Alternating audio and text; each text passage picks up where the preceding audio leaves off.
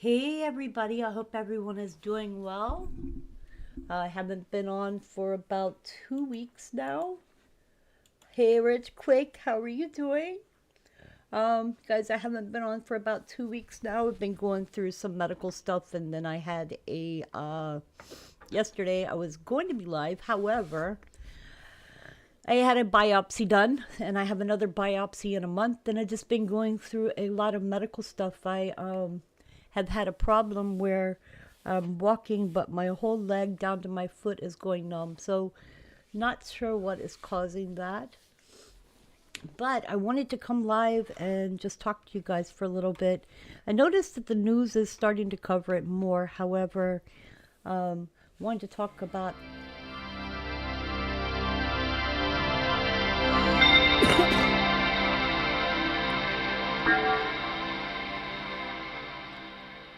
to talk about Iran. The people there are fighting for their freedom against a horrible Islamic regime, and the numbers have been up and down. I've seen anywhere from 2,500 people killed all the way to 20,000. I don't know what is more accurate, but I do know that they were planning on hanging the people that have been caught um, and imprisoned. So they were talking about doing that live. I just hope that the Iranian people can actually bring down this regime, because the Iranian people, if people were to take a look back, they were Persian. And at one time, they were good friends with Israel and with the United States. And if they can overthrow their regime, then there is a good chance that there would be stability.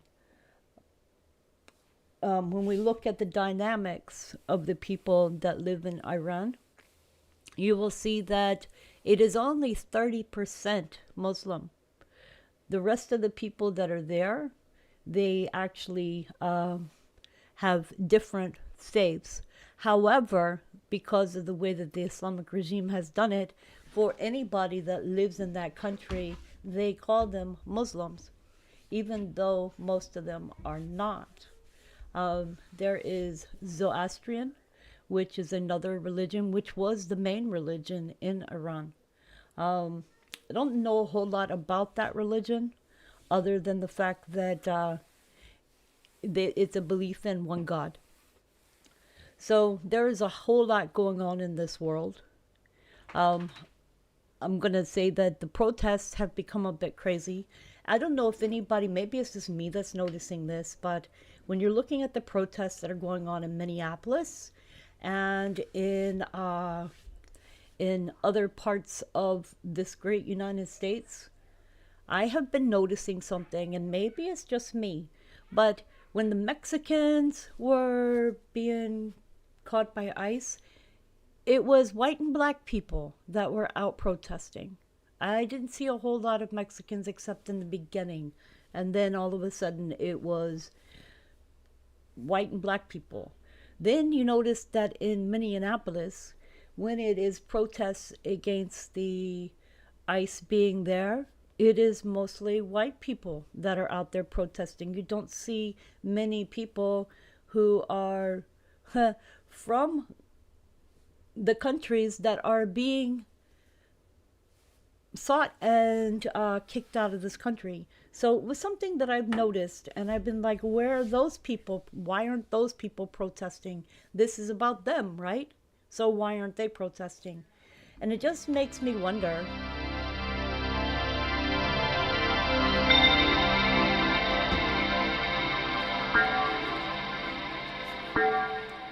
It makes me wonder why they aren't out there protesting themselves if other people are going out and protesting for them. It's kind of strange.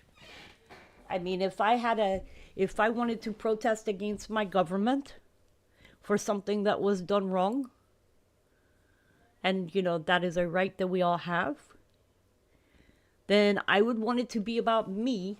So if I wanted to protest, it would have to be something I have a grievance for. That is the way that protests were set up. A right to redress your government, right? Also, I was wondering about some of the protests that are going on. Things that are going on overseas. I don't know how protests work for that.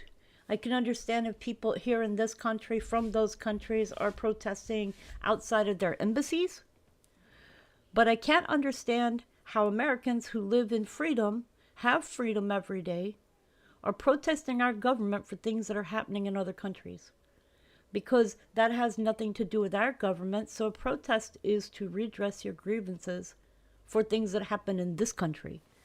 So it has been kind of baffling to me when I'm watching these protests going on, and you know, as far as what happened with ICE and the young lady that died, I'm not going to take either side because I've watched videos from both different angles, and to be honest, it's different when it's the federal government versus the police department. There are different rules, and unfortunate that somebody had to die. I did hear in the video where they yelled at her to get out of the car, and she took off with the car. So it is unfortunate. Things are happening, and if you remember, in this world right now, when we are looking at good versus evil, it is in the Bible that there will come a time when people will call good evil and evil good. So it is something to think about.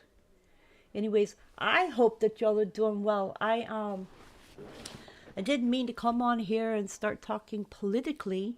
However, it has been on my mind lately with what has been going on with Iran. I've been keeping an eye on that news, and it is sickening that a government would actually take and murder people like that because they are protesting. That government, I hope that it doesn't last much longer. I hope that it is on its last few days. I hope that other governments in the world will stand up and say enough is enough. Yes, Richard, they don't play by the same rules. You are right. Um,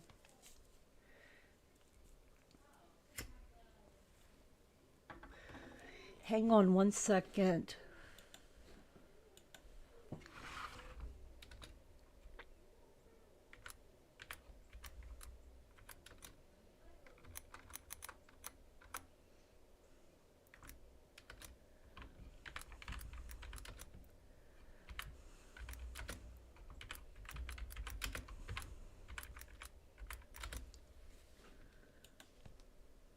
So I'm sorry, you guys, I have not been here. I had wanted to be here.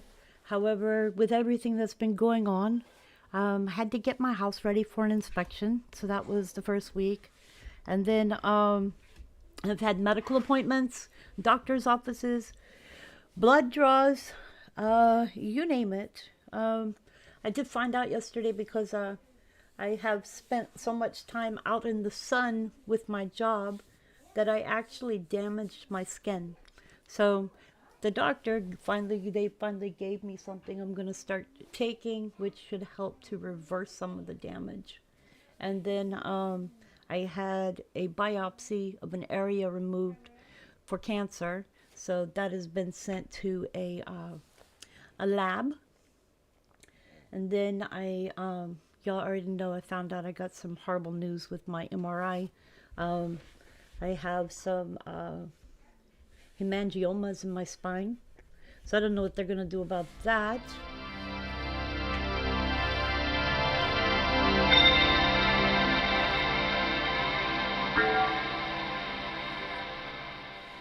And to be honest, that's something that usually happens with babies.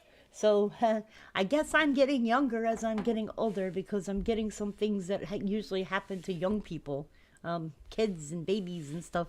But I was told that is part of my genetics. So what can you do about it?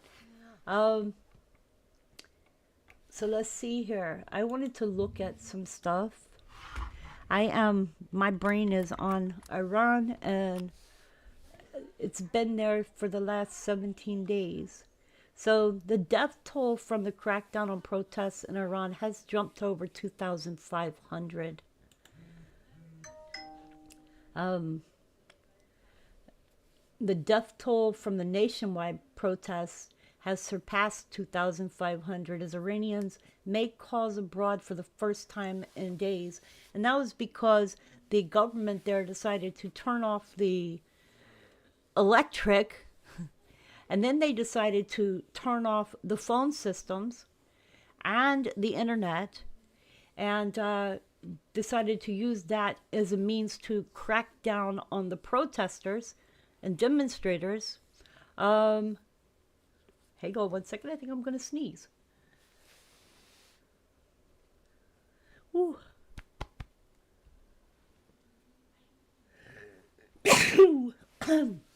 So, what they did is they decided to use that time to crack down on the demonstrators. However, Elon Musk delivered Starlink so that there were some people who were able to get the Starlink through, so that they could actually get videos and stuff out to the public.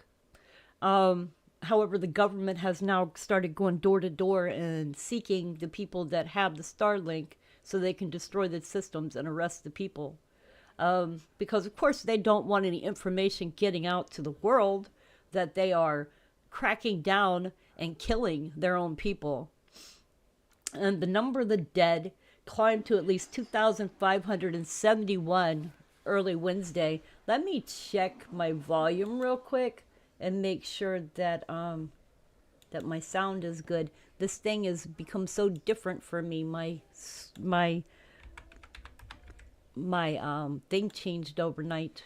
Okay, so let's turn this up. Got that up. All right. So it did climb to 2,571 early Wednesday, and that was reported by the U.S.-based human rights activist news agency. That figure is dwarfing the death toll from any other round of protest or unrest in Iran in decades, and the chaos surrounding the country's 1979 Islamic Revolution. Now, back then when the Islamic Revolution happened, the U.S. was actually on the wrong side, and that is how the Islamic regime got into power.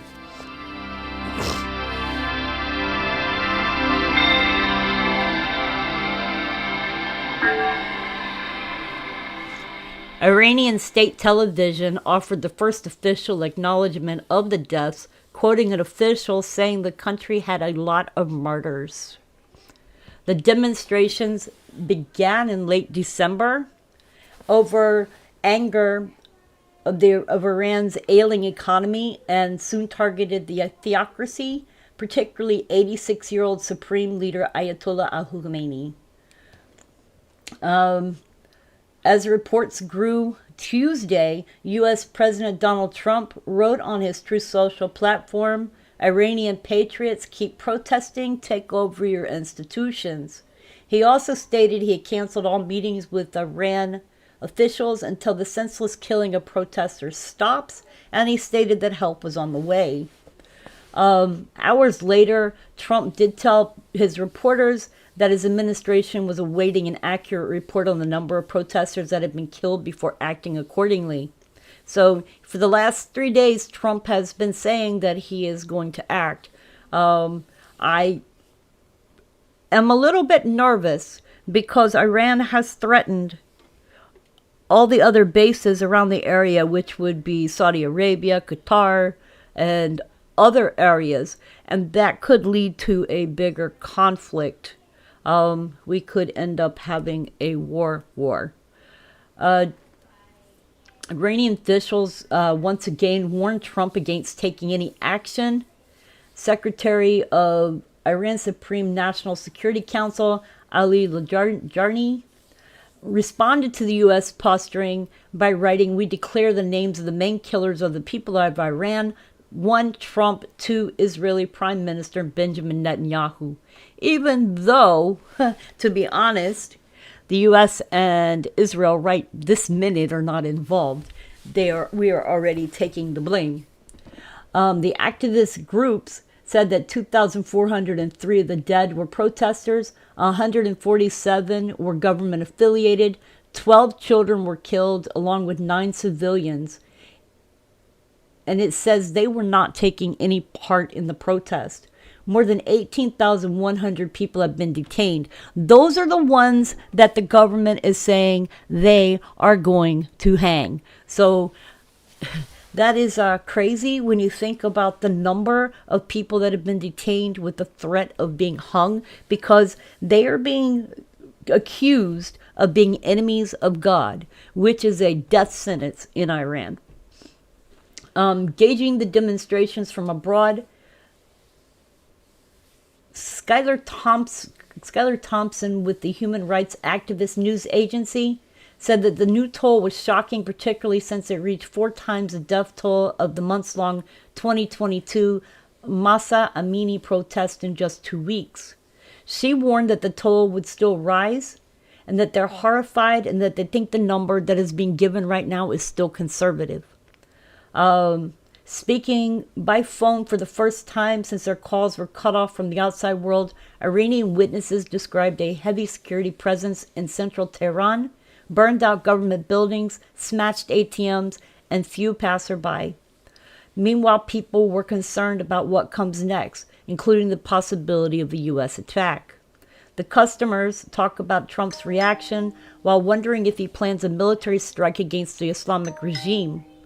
They don't expect Trump or any other foreign country cares about the interest of Iranians. One of the things that I have heard, I cannot say that it is actually true, but I have heard that the Ayatollah Khomeini has fled from Tehran and that he is in a bunker in eastern Iran. So that is something to see, because if he has actually left Tehran, he is in a bunker. The United States does have bunker busters. So several people in Tehran were able to call and speak on Tuesday.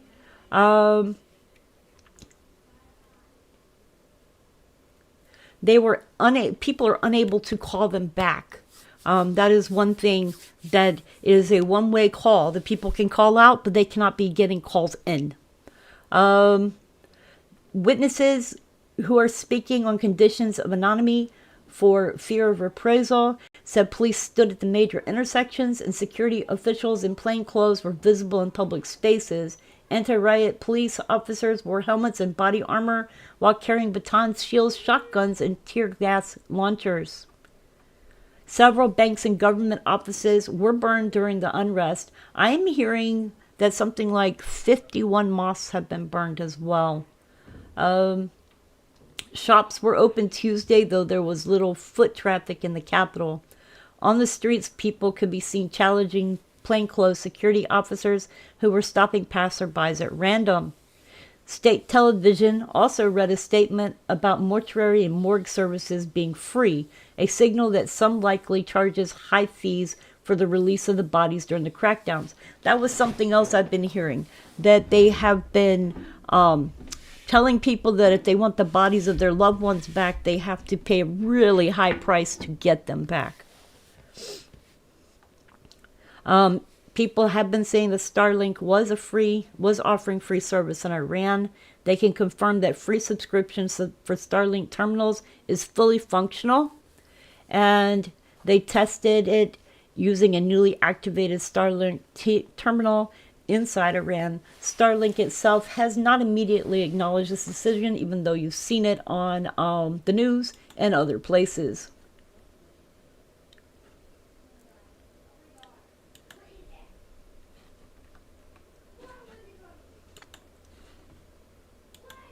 Okay, so Iran is warning of the retaliation if Trump strikes.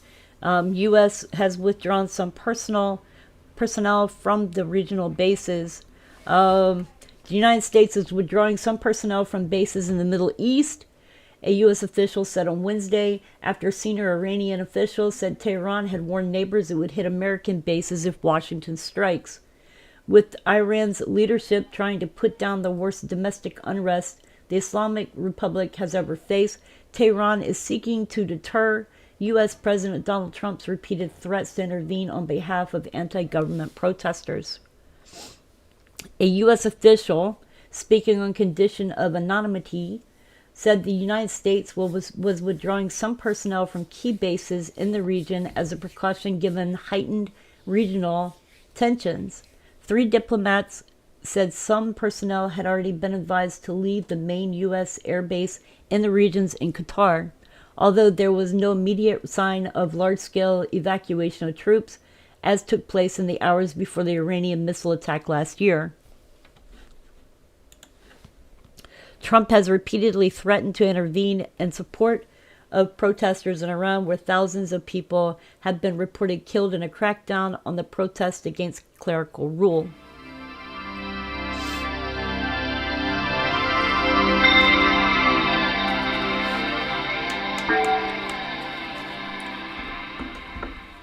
Iran and its Western foe have been described in the unrest, which began 2 weeks ago as demonstrators against dire economic conditions and rapidly escalated in recent days, as the most violent since 1979 Islamic Revolution that installed Iran's system of cleric rule. An Iranian official has said that more than 2,000 people have died. A rights group put the toll at more than 2,600. Iran had never faced this volume of destruction. Armed Forces Chief of Staff Abdulrahim Musavi said Wednesday, blaming foreign enemies. French Foreign Minister Jean-Joël Barrot described the most violent repression in Iran's contemporary history. Also, some of the mullahs that are there have been fleeing to France. There is a plan that if the Ayatollah has to leave, that he is going to go to Russia. And from other things I've heard, the gold in the country has already been flown out. Also, we're looking at another thing. You have Reza Pahlavi, who is the crown prince of Iran, whose father was the king of Iran in 1979. He died in the 1980s. He has been groomed all of his life to come back and lead Iran. However, he does not want to be king in Iran. What he is wanting to do is actually take over and help the country become a democracy, or whatever it wants to become, once they get rid of the Islamic military, the Islamic leadership. Okay, so I'm not seeing a whole lot of people watching, but however, I hope that this information gets out there. Rich Quake says, do any of these armies have 300 million soldiers? I think if we're looking at 300 million soldiers, I think that would be in China. I don't think that that's in Iran. And something else I'm noticing, a lot of these countries like Russia, the countries we were afraid of, that we thought had the best capabilities and whatnot. A lot of these countries, I'm starting to notice, aren't as functional as we thought they were. A lot of them are, like, let's say, Russia said that it would take them, 3 days to take over Kiev in when they started their war, and they've been at war now 5 years? We just went in and took out a leader in Venezuela. I mean, if you're looking at it, a lot of these countries are not as powerful as they have said they are. And it might be because a lot of them haven't gone to war. They haven't gone and actually been at war.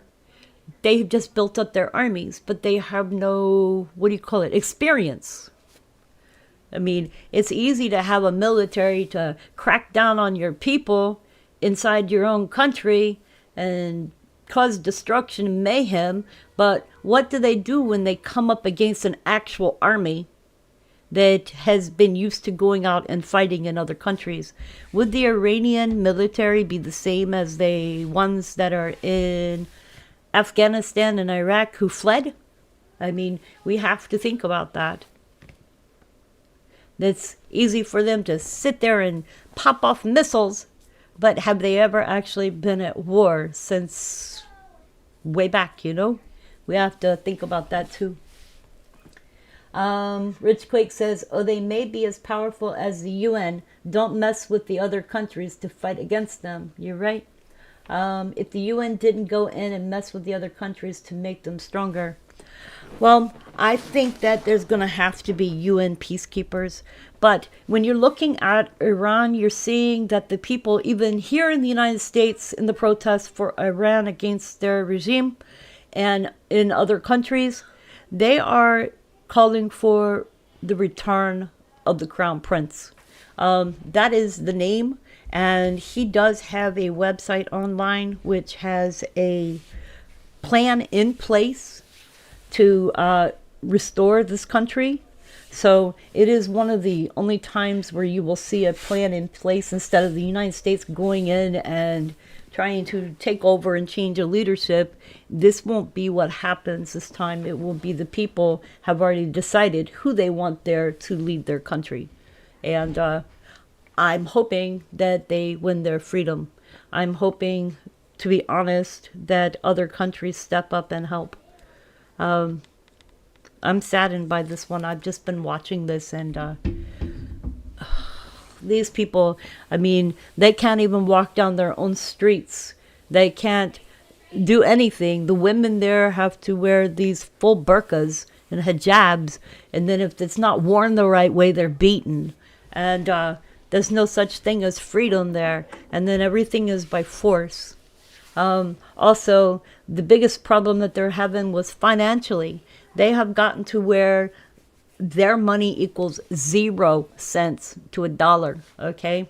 So, meaning they have no buying power whatsoever. They can't buy anything. People are struggling to eat. There is no water in Iran right now. That is another problem, that people are going without water, okay? Basic necessity.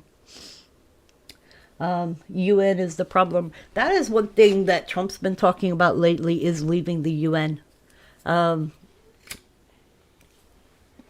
don't know if we will, but I'm not sure what the use of the UN is anymore. They talk, but you don't see them walking the talk. This whole United Nations thing came around after World War II, and they started this thing called the Bilderberg Group. That's when the elites started deciding what other countries would do and how they would do it.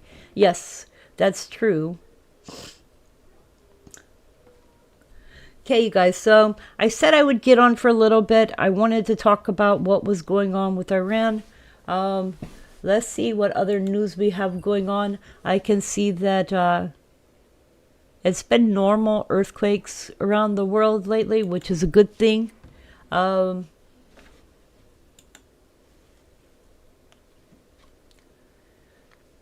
I did read a few days ago that there was an 8.4 class solar flare. I'm not sure about that one. I do know that there is an Earth-facing sunspot that just blasted a powerful M4.4 solar class flare. But I was reading about an 8.4 yesterday or the day before. Also, you guys, the flu is going around. My family's been affected a little bit by it. Everybody got over it okay. But the flu is going around, and flu deaths are surging. With the death toll right now increasing 48% from the previous week, and at least 15 million cases reported so far during this season.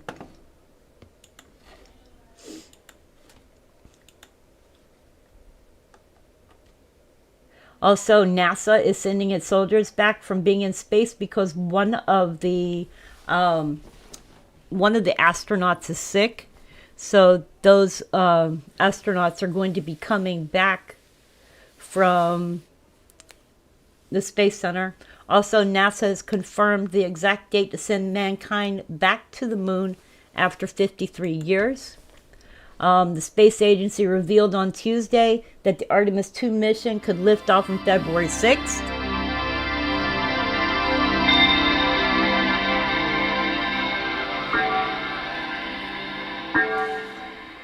Because there is a launch window that will open on January 31st and extend to February 14th. There's just been a 4.9 in the Sabusi. That flight will mark America's return to lunar exploration after 53-year absence, with the last crewed mission was Apollo 17 taking place in 1972. Artemis 2 will blast off from the Kennedy Space Center in Florida, carrying astronauts on humanity's first journey below low Earth orbit since the Apollo era. 4 astronauts will undertake the 10-day voyage around the moon before returning to Earth. The crew comprises 3 NASA personnel and 1 astronaut from the Canadian Space Industry or Agency.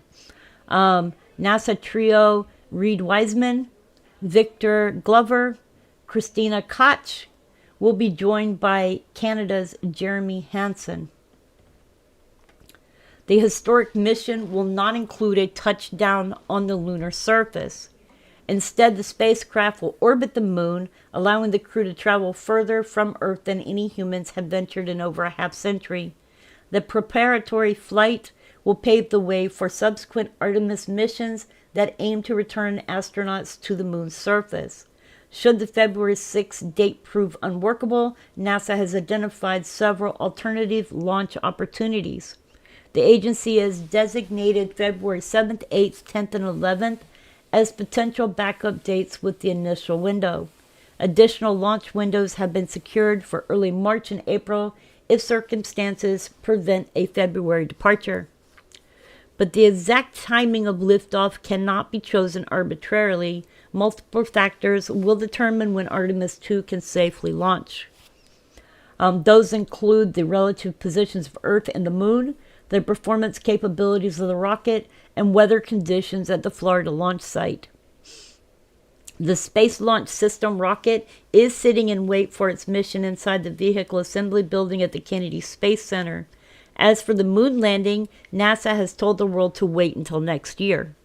The next giant leap has been reserved for the Artemis 3 mission, which has been earmarked for 2027.